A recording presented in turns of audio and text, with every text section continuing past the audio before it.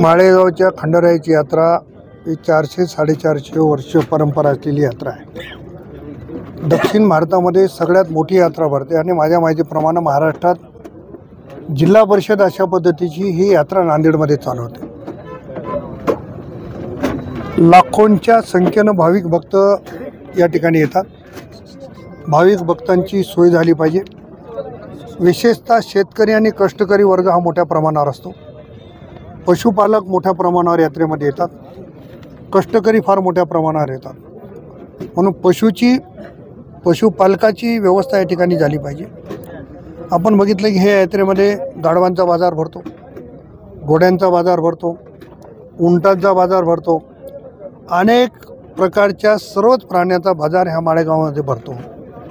हौशाची, गौशाची, नवशाची यात्रा म्हणून ही यात्रा सगळीकडे प्रसिद्ध आहे। त्यामुळे येणाऱ्या यात्रेकरूची व्यवस्था झाली पाहिजे या प्रामुख्यानं प्रशासनाला सूचना दिलेल्या।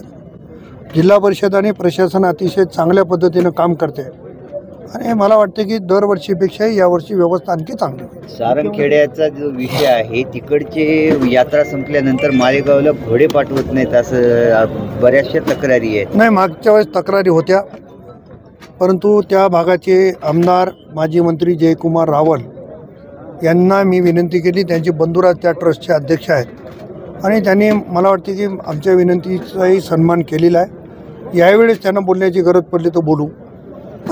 कसं आहे की ज्यांना माळेगावामध्ये घोडा घेऊन जायचं त्यांनी माळेगावमध्ये जावं, ज्याला सारंगखेड्यामध्ये थांबायचं आहे त्यांनी तिथं थांबावं, पण येणाऱ्या घोडे मालकाला कुणी थांबू नये अशा पद्धतीचा आग्रह निश्चितपणाने नक्की मला असं वाटतं की मी स्वतः देवेंद्रजी फडणवीस साहेबांना विनंती केली आणि अजितदादांना विनंती केली।